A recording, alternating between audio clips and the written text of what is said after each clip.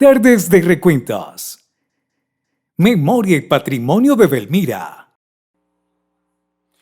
Hoy en Tardes de Recuento nos vamos para San Cudito, para la casa de Carlos Londoño, nuestro amigo Calimbas. Para ir allá cogemos por el puente colgante que hay junto a la institución educativa Carlos González. Tiene dos caminos. Yo decidí coger el camino que queda por la derecha, que tiene una especie de sendero en medio de una vega junto al río Chico. Hay un sendero que parece como un bosque encantado, lleno de árboles, lleno de vida, lleno de paz, lleno de calma y tranquilidad. Allí se puede entonces respirar aire puro y encontrar diferentes árboles propios o sembrados por el hombre. En el camino pues uno puede divisar diferentes potreros, todo el sendero está demarcado, o sea que es fácil llegar a la casa del señor Carlos Londoño. Ahí tuvimos una pequeña caída, pero caer para levantarse no es caer, dicen los sabios antiguos. En Tardes de Reencuentro nos encontramos con la nieta de Carlos Londoño. Ella es Ana Sofía Londoño, pues quien muy amablemente nos recibió. Ella hace parte del semillero de vigigas que venimos trabajando con ellos desde San Cudito. Por fin llegamos a la casa del señor Carlos Londoño, quien muy amablemente nos recibió para contarnos su historia de vida aquí en Tardes de Recuento. Muy buenos días, mi nombre es Ana Sofía y hago parte del semillero Vigías de Patrimonio de Belmira y hoy estoy con mi abuelo y voy a hablar un poco con él. Papito, ¿cómo es su nombre? Carlos Antonio Londoño. ¿Usted cuántos años tiene? Pongámosle 97. 97. Desde que usted nació, ¿cómo eran las casas? Cuénteme un poco de las casas. Cuénteme un poco de cómo eran las casas antes. No, las casas eran eso de fito, de paja pura. Yo no llegué a ver, no había ni terní. Yo no llegué a ver sino fito. No. Todas las casas eran de fito. Y una que otra podía ver, pero lejos, de teja, con de ese tiempo. Pero uno nació, fue únicamente en una casa de paja. ¿Con parteras o...? No, lo más seguro, que pudo haber ido con alguna partera. Sí, ¿y cómo era la comida antes? ¿Se sembraba o compraban o...? No, la comida de antes había mucha haba, vitoria, coles y mote en ese tiempo. Y carne, porque eso sí había en ese tiempo para echarle a la comida. Eso sí había. Que de antes las familias eran en cantidad, o sea, bastante personal. Sí, claro, en ese tiempo había bastante familia. Claro, se juntaban por ahí. En una casa podían haber... Bueno, nosotros éramos muy poquitos, porque no éramos sino, como el quien dice, no éramos sino 3, y mi papá y mi mamá. Éramos 5 en la casa. Pero en varias casas podía haber muy buena gente. Habían bastantes personas. Había bastante gente. ¿Y las camas cómo eran en ese tiempo? ¿Dónde dormían? No, eso es pura estera. De pura estera, eso mejor dicho, claro, es una estera porque eso lo vendían mucho en ese tiempo, en San Pedro. Y tapetes y carajaditas, eso era una cosa, pues mejor dicho, ordinariamente. ¿Y los sembrados sembraban? No, de los sembrados, eso era únicamente frisol, haba, maíz, vitoria, papa. Con don Carlos se puede hablar de todo. Hablamos de política, hablamos de educación, hablamos de cómo se conquistaban las mujeres en esa época y cómo era nuestro terruño Belmira. Papito, ¿y vos cuando cumpliste 18 años, cuando ya fuiste mayor de edad, por decirlo así, cómo trabajabas o qué te tocaba hacer? No, emplechar, cavar, rozar y esos trabajos y zanjear. ¿Y cómo era la plata en ese entonces?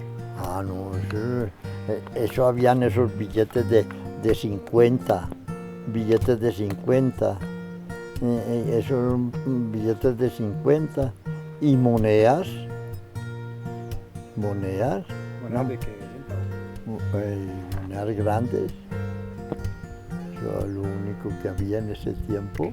Y Yo billetes de 2 pesos.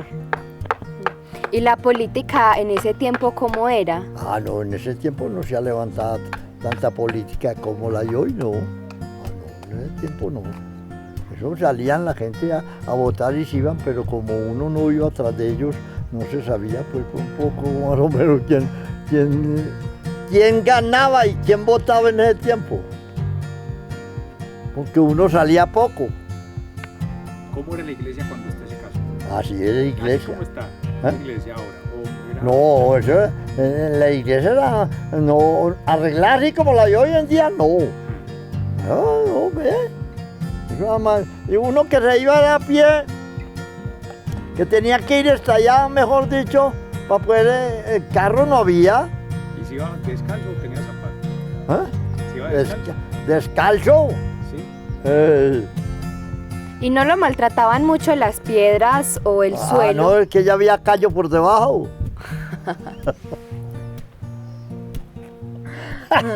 Ya había callo por debajo.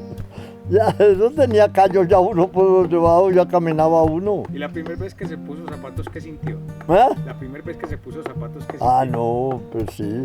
Uno sí sintió pues mucha alegría porque tan siquiera ya estaba cubierto el pie. ¿Cómo se vestían los jóvenes de la época de juventud? Con pantaloncito aquí, cortico. ¿Y las mujeres? ¿Eh? ¿Y las mujeres? De bata, No usaban jeans ni pantalón. nada. Eso no fue nuevo. Las mujeres no usaban, eso era hasta una dicha ver una mujer, mejor dicho, con su vestido aquí. ¿Para qué? Don Carlos, usted tuvo muchas novias. Usted tuvo muchas novias. Hombre, siempre tuve algo, conversaciones con ellas. ¿Y cómo se cortejaba en esa época? ¿Cómo las conquistaba usted? Hombre, claro que en ese tiempo no es como hoy en día. Hoy en día, porque en ese tiempo, mejor dicho, era como un cariño que uno se encontraba con una persona y conversaba, digamos una cosa, conversaba prudentemente. ¿Qué les decía usted? No, yo no, ¿No se acuerda? no me acuerdo. ¿Y usted les escribía cartas? ¿Eh? Ah, sí, eso era con carta. Sí. Eso era con carta. Esas muchachas le mandaban la carta y ellas de allá para acá contestaban. ¿Y usted qué les escribía en las cartas? No, porque yo no sabía. A mí me hacían las cartas el difunto Rafael Varilla. ¿Usted le pagaba para que la hiciera? Ah, sí. ¿Y quién más? Y el difunto Toño Patiño. Sí. Ey. ¿A los cuántos años tuviste tu primer novia? ¿Eh? ¿A los cuántos años tuviste tu primer No, novia? yo de los 15 para adelante. Yo me gustaba mucho conversar con ellas. Claro. ¿Y las ibas a visitar? Ahí, habían veces. ¿Cómo se hacía en la visita? ¿Cómo se hacía en la visita en la casa? ¿Cómo llegaba usted a la casa donde ella? Ah, no, llegaba uno muy distinto. Uno llegaba allá y precisamente lo mandaban a entrar y ya salía la muchacha a conversar con uno y conversaba uno y se venía para la casa temprano. ¿Pero los dejaban a los dos solos conversando o le ponían a alguien más para vigilar? ¿Eh? ¿A los dos solos conversando le ponían a alguien más para vigilar? ¿Para acompañarlo? Sí. No. ¿Con la muchacha solo? No, sí, pero claro, la vieja estaba en la cocina y uno estaba en el corredor, mejor dicho, con poco más o menos con distancia. Con distancia, no era que estaba, pues, mejor dicho, a pegarse como de antes, como hoy en día, pues. No, eso era con distancia. Ey, ¿para ¿Y qué va usted de- llegaba a pedir permiso para hablar con la muchacha? ¿Le no. pedía permiso a los padres? No, como a uno lo conocían ya, mejor dicho, ya podía entrar tranquilamente, porque una persona formal en cualquier parte puede entrar.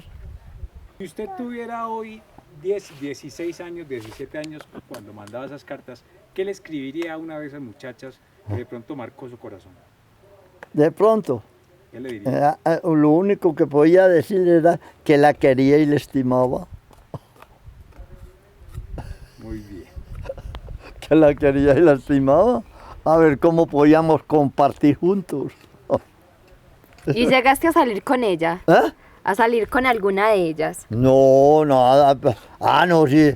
De pronto, así como pues, se encontraba uno con ella en el pueblo, en San Pedro, Belmira o alguna cosa.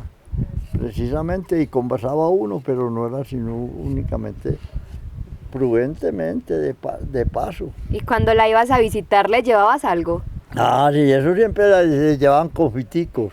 ¿De cuáles? ¿Eh? ¿De dulcecito o de chocolate? Sí, de dulces. ¿Y cómo eran los confites? Baratos. En esa época, ¿cuánto valía un confite? Pero un confite pues, valía medio centavo. En ese tiempo valía medio centavo un confite, o un viaje de confites mejor dicho, por 100 pesos. ¿Y cada cuánto tenía permiso usted de ir a visitarlas? No, uno iba a una parte cada 15 días. ¿Quedaba muy lejos la distancia de cada novia? Sí, quedaba muy lejos de distancia, iba por ahí cada 15 días. ¿Y se acuerda de la hora a la que llegaba a visitarlas? ¿Eh? La hora a la que llegaba. No, la hora llegaba, hay veces que llegaba uno por ahí a las 4 de la tarde o 3 de la tarde, para volverse a venir temprano, por ahí a las 6 ya estaba uno en la casa otra vuelta.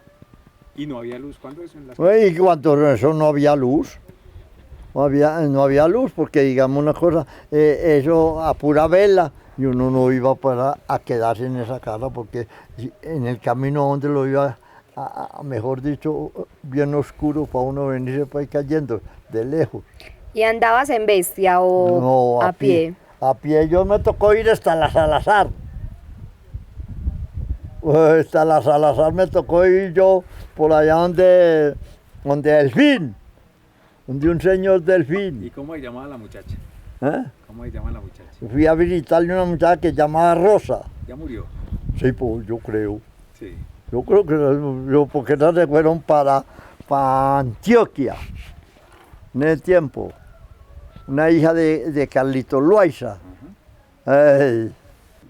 Bueno, y cuando usted subía a Belmira, cuando iba a misa, ¿cuántas fondas habían en el camino? ¿Cuántas fondas habían en el camino? Para descansar y tomar fresco. Muy pocas, había una en el descanso. Sí. Una en el descanso, la de Jesusa. Sí.